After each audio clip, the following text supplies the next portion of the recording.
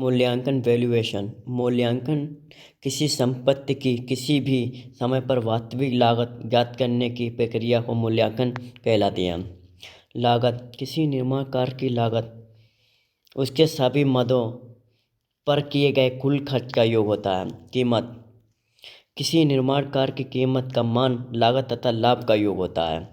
मूल्यांकन का उद्देश्य संपत्ति को बेचना एवं खरीदना, संपत्ति के मूल्य पर टैक्स निर्धारित करना, संपत्ति पर किराया फिक्स करना आदि। शुद्ध आय जिसे इनकम नेट इनकम बोलते हैं, किसी संपत्ति प्राप्त होने वाली संपूर्ण आय, टोटल इनकम से खर्चा घटा दिए जाने पर बची हुई आय शुद्ध आय कहलाती है। Net income, gross income, outgoing.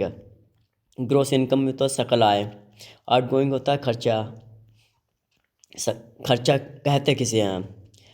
किसी संपत्ति पर प्रॉपर्टी या संरचना को सुचारू रूप से रखने के लिए इस पर निम्नलिखित खर्चे होते हैं। अब कौन कौन से खर्चे होते हैं? जैसे कर, टैक्स बोलते हैं। किसी भी संपत्ति पर निम्नलिखित कर देने होते हैं, जैसे नगर पालिका, धन कर, संपत्ति कर। अब आते हैं मरम्मत, रिपेयर। किसी भी संपत्ति को टिकाऊपन प्रदान करने के लिए इसकी वार्षिक मरम्मत की जाती है। वार्षिक मरम्मत पर खर्चा निम्न अनुसार लिया जाता है, जैसे 1/1/1/2 महीने का किराया, टोटल रेंट का किराया 10 या 15% होता है, टोटल प्रोजेक्ट लागत का 1 से 1.5% होता है। संरचना एवं संग्रहण खर्चा किसी प्रॉपर्टी को सुचारू रूप से सुरक्षित कर रखने एवं चलाने के लिए कुछ स्टाफ जैसे सीवर, लिफ्टमैन, गार्ड आदि आवश्यकता होती है, जिन्हें इस श्रेणी में रखा जाता है। इस कार्य के लिए संपूर्ण आय का 5 या 10% का गणना में लिया जाता है। शोधन निधि किसी प्रॉपर्टी की संपूर्ण जीवन काल, जिसे लाइफ टाइम पीरियड कहते हैं, के दौरान वार्षिक, अर्धवार्षिक या तिमाही रूप से जमा किया गया निधि, जिसका इस्तेमाल प्रॉपर्टी के जीवन काल के अंत में पुनः निर्माण के लिए किया जाता है, जिसे शोधन निधि कहलाता है। शोधन निधि आई बराबर SI इंटू 1+I⁻n-1 होता है। आई बराबर होती है वार्षिक ब्याज और n बराबर होती है संरचना की आयु और s बराबर होती है संपूर्ण जमा निधि। अब आते हैं गिरवी मोर्टगेज। प्रॉपर्टी मालिक अपनी प्रॉपर्टी की गिरवी रखकर कर्ज ले सकता है, जिसे लोन बोलते हैं। बंधककर्ता लोन लेने वाला व्यक्ति बंधककर्ता कहलाता है। बंधक ग्राही लोन देने वाला व्यक्ति बंधन ग्राही कहलाता है। बंधक पत्र इस लेन देन के लिए आवश्यक प्रमाण पत्र बंधक पत्र कहलाता है। मूल्यांकन किसे कहते हैं? आप आते हैं अप्रचलन किसी प्रॉपर्टी या संरचना बना देने के बाद उसका प्रचलन कम होता है, जिससे उसकी कीमत बाजार दाम से कम हो जाती है। इस प्रॉपर्टी को बेचने पर प्राप्त मूल्य अप्रचलन मूल्य कहलाती है। सकल लागत जिसे कैपिटल कॉस्ट कहते हैं, किसी भी प्रॉपर्टी या स्ट्रक्चर की निर्माण लागत तथा भूमि लागत का योग सकल लागत कहलाती है। इंश्योरेंस प्रीमियम सकल आय का 0.5% होता है। फुटकर खर्च सकल आय का 2% होता है। अब पूंजीकृत मूल्य वह अधिकतम मान होता है जिस पर उच्च ब्याज पर हायर रेट ऑफ इंटरेस्ट पर प्राप्त होने वाली वार्षिक ब्याज उस प्रॉपर्टी से प्राप्त होने वाली शुद्ध आय के बराबर होती है। पूंजीकृत मूल्य वार्षिक वर्षाधार इंटू शुद्ध वार्षिक आय। अब वार्षिक वर्षाधार होता क्या, जिसे ईयरली परचेस कहते हैं। वार्षिक धार एक निश्चित ब्याज दर पर ₹1 प्रति वर्ष प्राप्त करने के लिए आवश्यक सकल पूंजी वार्षिक वर्षाधार कहलाती है। अब आते ईयरली परचेस फार्मूला होता है 100 ब्याज दर। Yearly purchase 1/IP + IC। IP होता है वार्षिक वर्षाधार के लिए ब्याज दर, IC होता है शोधन निधि गुणांक। ये इसके सवाल आगे लगाए जाएंगे। ये पेपर में 1 या 2 क्वेश्चन पूछ दिए जाते हैं और इसे बारीक से पढ़ना होगा आपको, नहीं तो आपको कन्फ्यूजन होगी, फिर इसे याद करने में दिक्कत होगी और पेपर में 1-2 नंबर जो आते हैं वो भी आप छोड़ के चले आओगे। अब आते हैं मूल्यह्रास किसे कहते हैं हम। किसी भी प्रॉपर्टी या संरचना को बना देने के बाद विभिन्न कारणों से समय के साथ प्रॉपर्टी के मूल्य में कमी होती जाती है, जिसे मूल्यह्रास कहते हैं। मूल्यह्रास ज्ञात करने की विधि: सीधी रेखा विधि, स्थिर पृथ्वी विधि, शोधन विधि, मात्रा संरक्षण विधि। ये पॉइंट आपको याद करना है। मूल्यह्रास ज्ञात करने के कौन कौन सी विधियाँ होती हैं आप बताना, सीधी रेखा विधि या स्थिर पृथ्वी विधि या शोधन विधि या मात्रा संरक्षण विधि। अब प्रॉपर्टी के प्रकार क्या होते हैं। पट्टा, बंधक संपत्ति, ऐसी प्रॉपर्टी जिस पर मालिक या ओनर पूर्णतः हक नहीं होता है, इसको ऑनर केवल कुछ वस्तुओं के लिए बंधक के साथ मालिकाना हक रखता है, उसे पट्टा बंधक प्रॉपर्टी कहते हैं। मुक्त बंधक संपत्ति, फ्री प्रॉपर्टी, ऐसी प्रॉपर्टी जिस पर मालिक का हक होता है, उसे फ्री होल्ड प्रॉपर्टी कहते हैं। आपदा मूल्य, जब कोई प्रॉपर्टी अचानक युद्ध क्षेत्र या भूकंप क्षेत्र आ जाने या फिर प्रॉपर्टी ओनर को अचानक अपनी प्रॉपर्टी को बाजार मूल्य से कम दाम पर बेचने पड़े, फिर विक्रय मूल्य में आपदा मूल्य कहलाती है। मतलब जैसे भूकंप आ गया या बम विस्फोट या कुछ भी गया, तो ये लोग जो ऑनर लोग होते हैं, ये सस्ते दामों में बेच देते हैं। एकाधिकार मूल्य, उच्च सुविधा से युक्त किसी संपत्ति को प्रॉपर्टी ओनर द्वारा बाजार मूल्य से अधिक दाम पर बेचने पर प्राप्त मूल्य अधिकार मूल्य कहलाती है। भावुक मूल्य किसे कहते हैं। देखो, भावुक मूल्य वो होता है जैसे मकान खरीद रहा है, तुम्हारा कोई रिश्तेदार पड़ गया, ठीक है, कोई दोस्त पड़ गया, तो उसे ये कम बजट में ये दे देते हैं, जिसे भावुक मूल्य कहलाते हैं। अब क्या देखो परिभाषा क्या होती है। प्रॉपर्टी ओनर द्वारा जब किसी प्रॉपर्टी को भावनात्मक रिश्ते के कारण बाजार दाम से बहुत अधिक कम दाम पर बेचने पर से प्राप्त मूल्य भावुक मूल्य कहलाते हैं। मूल्यांकन मूल्य की विधि, मूल्यांकन का रेंट मेथड, सकल मूल्य के साथ तुलना, लागत के आधार पर मूल्यांकन। अब मूल्यांकन से संबंधित प्रमुख शब्दावली अब क्या आते हैं। पहले नंबर आता है अग्रिम धनराशि, जिसे इयरनेस्ट मनी कहते हैं। सरकार द्वारा निकाले गए टेंडर को जमा करते समय प्रोजेक्ट कॉस्ट की 20% अग्रिम राशि यानी अर्नेस्ट मनी के रूप में जमा करनी पड़ती है। जिस टेंडर को टेंडर नहीं मिलता उनकी अग्रिम धनराशि वापिस कर जाती। अगर सरकार द्वारा जो टेंडर नहीं मिलता है, जो 20% की जो राशि जमा होती है, वो राशि इनको वापस कर दी जाती है। अब आते हैं सुरक्षा राशि, सिक्योरिटी मनी। किसी टेंडर को ठेका मिलने पर वर्क प्रारंभ करने से पहले एक गारंटी के रूप में प्रोजेक्ट की कॉस्ट जो लागत का 10% राशि जमा करने पड़ती है, जिसे सुरक्षा राशि कहते हैं। कभी भी जो टेंडर लोगे आप, ठीक है, वो 4 साल का आपका एक्सपीरियंस मांगेंगे, उसके बाद आपको 10% देना पड़ेगा वहाँ। अगर आपको 10% नहीं दोगे तो आपको ये टेंडर नहीं देंगे, क्योंकि ये सुरक्षा को 10% मांगते हैं।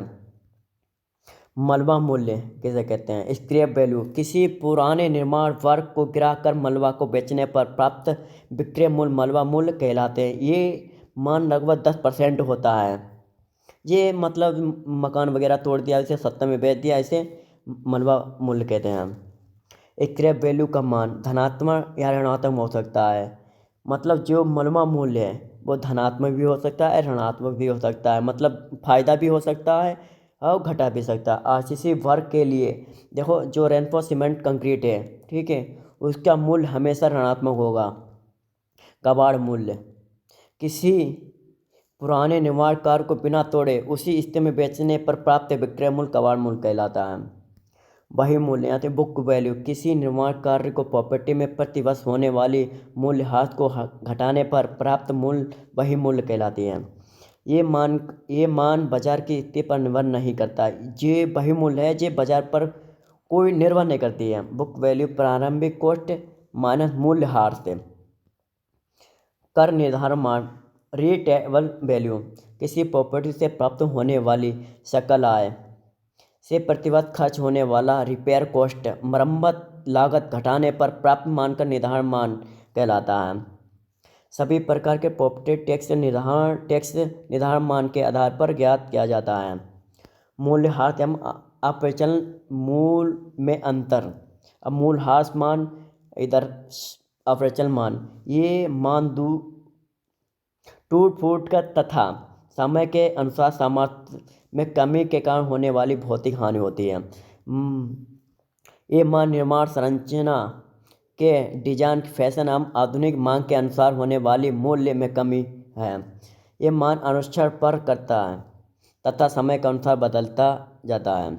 ये मान आधुनिक फैशन पर निर्भर करता है तथा निर्माण आय पर निर्भर नहीं करता है।